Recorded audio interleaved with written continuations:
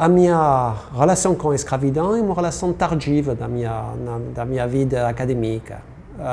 Porque no início eu estava um especialista da história da cultura e da leitura, do livro, da edição.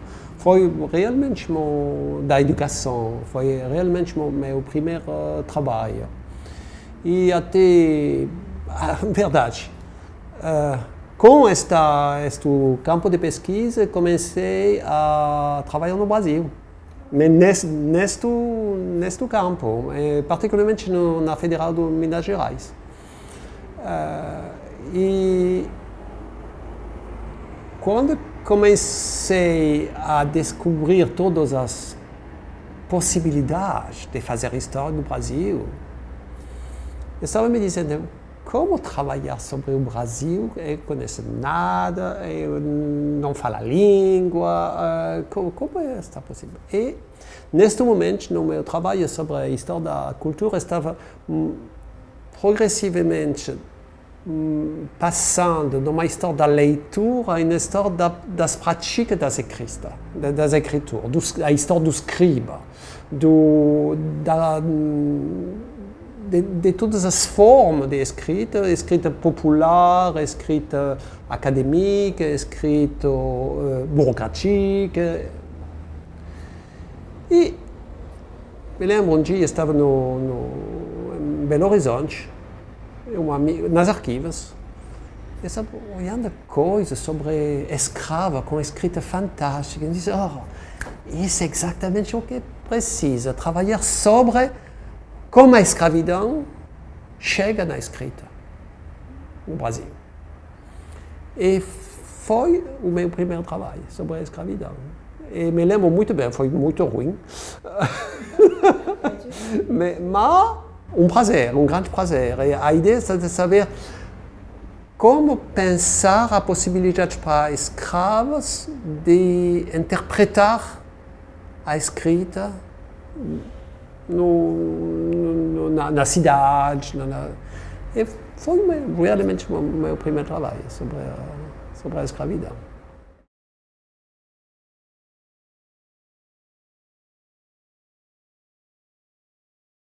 Sabe que na historiografia francesa, particularmente a historiografia da Escola de Altas Etudes, que é a universidade onde eu trabalho, tem uma figura, que é a figura do Brodel. E o Brodel não é um especialista da história da França, é um especialista da história da Mediterrânea e depois do mundo. E penso que para nós, que realmente foi formada para o Brodel, eu aprendi a história no Brodel. A ideia da Mediterrânea estava central na reflexão historiográfica. E quando você trabalha sobre a Mediterrânea medieval e do Renascimento, você sabe que a segunda Mediterrânea é o Atlântico. No momento onde os portugueses começam a abrir as rotas da Atlântica, primeiro no longe das costas africanas, e depois com essa grande, larga bucla no Atlântico até o descobrimento, é verdadeiramente a continuidade de uma história mediterrânica. Só para nós, o Atlântico, não temos uma visão da história atlântica como ela foi construída nos Estados Unidos, sobre a relação entre a América do Norte e a Europa. A nossa história do Atlântico é uma continuação do Brodel. E uma continuação do Brodel para o mundo português. Porque é o mundo português que vai fazer mais que o mundo... A verdade, o mundo português é mais interessante que o Cabral, é mais interessante que o Columbus. Para nós. É isso que penso que é a nossa visão do Atlântico. O nosso Atlântico é um Atlântico que começa para a África. E a progressiva navegação dos portugueses para a Índia é o descobrimento da África. Depois, a América em segundo lugar.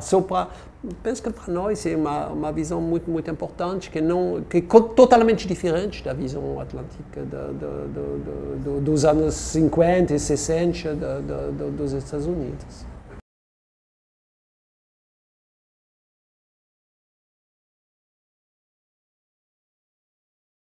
A minha formação é a formação da história serial. Comecei para contar. E de haver então esta visão muito sociológica da história, que foi a minha primeira formação. Mas a verdade foi, como todos os franceses, totalmente fascinada para a microhistória. E esta relação entre a visão larga do serial e a visão muito pequena Mas, sabe, na historiografia das escolas de análises, temos esta balança entre os dois, porque temos nas histórias de análises larga visão do mundo e a visão de uma cidade. A visão do mundo pequeno. E penso que a microhistória, na microhistória, aprendemos a trabalhar os arquivos de uma outra maneira. E penso que a tensão entre a visão larga do arquivo para contar e a visão muito precisa do arquivo da microhistória para fazer uma etude de cas, case studies. É exatamente a boa organização. Penso que é uma questão arquivística, precisamente. Como pensar a relação entre a estrutura e, dentro da estrutura, a capacidade do ator histórico de escolher, de criar uma identidade, é isso que é importante. Isso é preciso de estar dos dois lados, no mesmo momento. Eu penso que para nós foi isso que foi importante. E é verdade que o marxismo ficou, neste momento, uma coisa muito estranha, porque o grande marxista para nós é Soboul. Albert Soboul é a história da Revolução Francesa. Quando você pega o Soboul, não tem uma longa dissertação sobre o modelo de produção e a discussão sobre...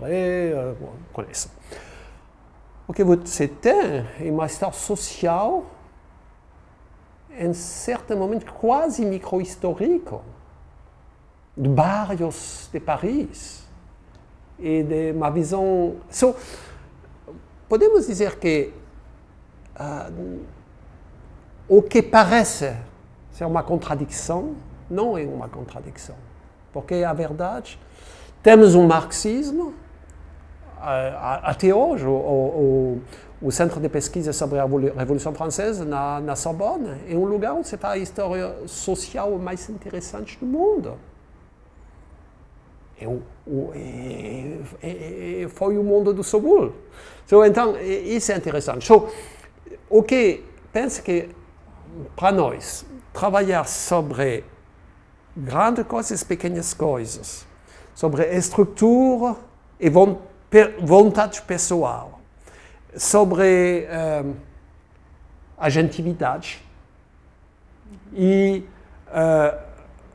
opressão para a estrutura das pessoas. Exatamente isso, o trabalho do historiador. O trabalho do historiador é de ficar permanentemente dentro desta tensão, que pode ser contraditória, mas que não é contraditória, que é a maneira de ver as coisas complexas. Eu penso que é isso a história de hoje. E cada vez tentamos penso que você tem razão, é uma questão de escala. E a possibilidade de passar de uma visão larga a uma visão muito estreita é exatamente o que permite de entender. E a nossa questão é de entender que, de entender grandes movimentos da história, e dentro desses grandes movimentos, de entender o escolha pessoal de uma pessoa, de um indivíduo, que é uma coisa muito interessante para nós também. Então, se voltamos na história da escravidão, é exatamente isso. O que a visão mais nova da história da escravidão é de falar de um escravo. É dizer, Furlano, como ele foi, o que foi a vida dele, e para entender o que foi a vida de um escravo, é preciso de haver atenção entre o quadro e a possibilidade dentro do quadro de escolher ou de não poder escolher, de ser vítima ou de ser ator da sua vida. É isso que é interessante.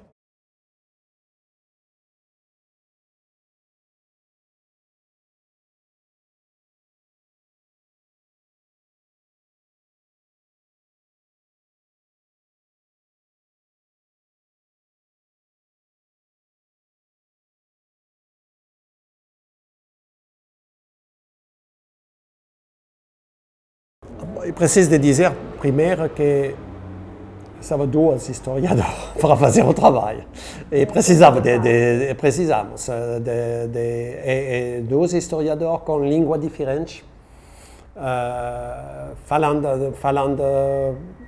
com todos nós tivemos línguas para carambas e capacidade de pesquisar e também não de mais novinhos. A capacidade de saber como pesquisar nos arquivos. So, isso foi muito, muito importante. E para nós foi, não muito tempo, foi 4, 5 anos de pesquisa em arquivos, não mais. São 10 anos.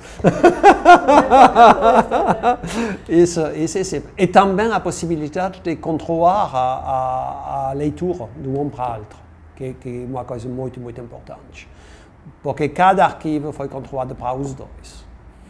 E penso que isso é verdadeiramente importante. So, a questão para nós era de trabalhar sobre um grupo de pessoas, diferentes gerações de uma mesma família, mas num mundo que não ainda estava o mundo dos Estados-nações.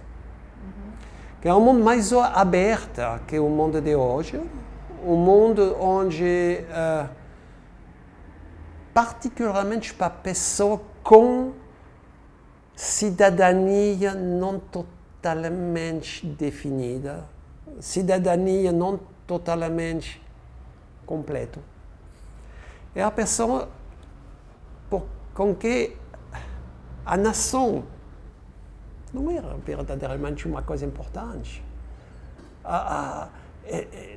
Quando você não tem uma cidadania completa, porque a cor da sua pele não é boa, você vai aproveitar de todas as possibilidades de circular. E a circulação é a coisa. Penso que uma coisa mais importante para nós é de dar uma definição deste mundo como um mundo de circulação. O que abre a travessia do Atlântico para os escravos e é uma abertura definitiva no mundo que não é fechado. Muitos deles vão morrer na passagem, vão morrer na plantação, vão morrer. Mas todos que vão sobreviver vão haver uma vida fantasticamente interessante. Pode ser o trato nacional. Hein? Quando olha aqui o trato do Nordeste para o Rio Grande do Sul, é uma coisa fantástica, é um mundo entre os dois. E havemos exatamente a mesma coisa nas sociedades de pós-abolição, que são sociedades onde a absência de direitos abre a possibilidade, a necessidade da circulação. O que é interessante assim é de ver como viver dentro de um mundo que não é um mundo onde você pode se fixar definitivamente, porque é demais perigoso de se fixar definitivamente. E precisa de haver esta capacidade de dizer, ok, vou embora. Porque é a sua vida. A vida da sua criança, da sua esposa, que é aqui em frente de você. E a escolha que você vai fazer é uma escolha que precisa disso. E penso que na pós-abolição é tão importante que antes. E verdadeiramente a questão é a questão dos direitos. Quando você olha a Louisiana, dos anos antes da Guerra Civil Americana, é um lugar muito perigoso. Você pode ser reescravizado, sem problema nenhum. Você pode ser expulso. Você pode perder tudo. Você pode matá-lo. Tem pogroms em Louisiana neste momento. Então, você tem dinheiro, você tem um pequeno negócio, que é a melhor escolha. E muitas das pessoas que estavam vivendo nesta situação eram circulando porque estava uma necessidade. E isso é a coisa mais interessante, de ver como é possível de aproveitar do mundo que não ainda é totalmente fechado para inventar uma vida onde a sua absência de direitos totais, de verdadeiros direitos, abre a possibilidade de fazer coisas novas. É isso que é muito interessante. E mesmo de combater para direitos. E isso é acabando agora uma versão do livro para a França. O livro é totalmente diferente. Porque não podemos explicar as mesmas coisas no público francês e na historiografia francesa. A questão da Revolução de 48 em França, não é um problema, cada um conhece a questão de 48. Aqui no Brasil, ninguém. Nos Estados Unidos, ninguém. Mas a reconstrução dos Estados Unidos não é um problema, cada um conhece. Então, a ideia é que escrever história também é escrever para um público muito bem claro, claramente definido. E quando você escreve um livro para um público claramente definido, não é o mesmo livro. É verdade que foi um pouquinho com pena de não haver o tempo de fazer não uma tradução para o Brasil, mas uma reescrita do livro, porque pode estar mais interessante de fazer uma reescrita que de fazer uma tradução. Pensa que para o Brasil seria melhor de fazer a tradução da versão francesa que da versão americana. Vamos tentar depois. Mas para voltar à sua questão, o que é interessante de ver que você tem uma permanente discussão entre o particular e o geral.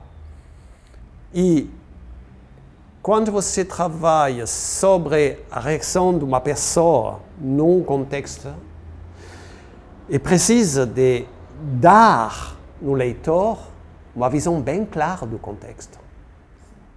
E a reação do indivíduo neste contexto abre questões novas sobre o contexto. Então, quando você trabalha nesta relação permanente entre case studies e visão larga, em permanente você abre nova discussão sobre as questões mais macro-históricas.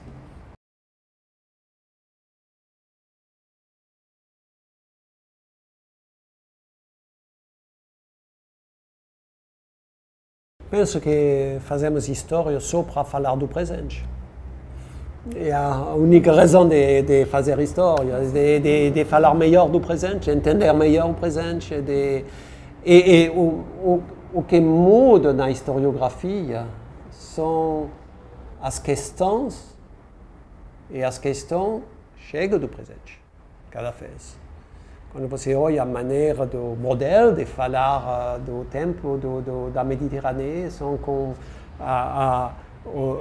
ela fala da Mediterrânea depois da Segunda Guerra Mundial. As questões dela são as questões do homem. Depois, este momento da Segunda Guerra Mundial que destrui todas as nossas visões. E todas as questões são lá. Eu penso que o que é importante é que é preciso de bem saber que nossas questões são as coisas mais importantes. Hoje é muito claro, falamos da escravidão. Por que falamos da escravidão? Porque com a escravidão é preciso falar de todos os problemas do mundo. Agora com Rebeca estou fazendo um dossiê para a revista Brasil, a revista francesa sobre o Brasil, sobre o trabalho análogo do escravo. É normal, passamos de um para o outro naturalmente. E trabalhar sobre a escravidão hoje não é possível se não conhece bem a escravidão do passado e reciprocamente. Eu penso que as questões das migrações, as questões da cidadania, as questões a questão da memória e do uso, da instrumentalização da memória para os políticos é muito interessante de pensar o momento da escravidão como um momento onde ela se constitui definitivamente uma memória que vai se transportar de geração em geração até hoje. Ser descendente de um escravo hoje é uma coisa não fácil, até hoje. E entender o racismo hoje, que é uma questão terrível de nossa sociedade, não se pode fazer sem saber que a escravidão atlântica foi a construção do racismo. Bom, tudo isso é muito, muito importante. E para os alunos, é importante de fazer esta história com uma relação permanente no presente. E essa é uma discussão que tem uma boa recepção então, na França, junto aos seus alunos. Sim. E penso que é interessante porque a questão da escravidão em França foi tabu. É por isso que eu te pergunto. Durante muitos anos. E quando a lei Taubira chegou em França, a lei que declara que a escravidão foi um crime contra a humanidade, a lei Taubira dizia que a universidade tem a responsabilidade de desenvolver pesquisas sobre a escravidão. E criamos na Escola de Altas Etudes o primeiro centro de pesquisa com o CNRS sobre a história da escravidão, o primeiro na França. Foi 10 anos atrás, 15 anos atrás. É interessante ver que, mas em 15 anos o trabalho foi fantástico, porque temos muito novos alunos interessados por essa questão, e uma questão que mais e mais interessante. E o que é interessante é que trabalhar sobre a escravidão abriu na França relação com os Estados Unidos, relação com o Brasil, relação com a Inglaterra. E tudo isso faz que a escravidão para nós foi uma abertura historiográfica como jamais. A França teve esta visão que a historiografia francesa se exporta, mas não importa nada. Com a história da escravidão, o trabalho existia antes de nós. E lugar como o Brasil, particularmente, é para nós não podemos trabalhar sobre a escravidão na França sem trabalhar sobre a escravidão no Brasil. É impossível. Toda a pesquisa, o fundamento da pesquisa, todas as grandes questões são fora de... nos Estados Unidos é semelhante. E penso que isso é novo. E para a França foi muito, muito importante.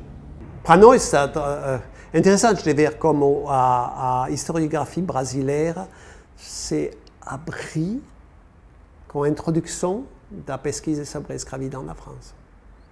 Porque antes, por que trabalhar sobre a história brasileira em França? Hein? Por que trabalhar sobre a história brasileira em França antes? É verdade. Não tive razão particular de trabalhar sobre a história brasileira. Mas agora, Somos parceiros. é impossível de não conhecer. É impossível. Muito obrigado, Regina. Muito feliz desta ocasião de voltar em Porto Alegre, que é muito tempo que não voltei aqui, e de haver esta pequena discussão com você.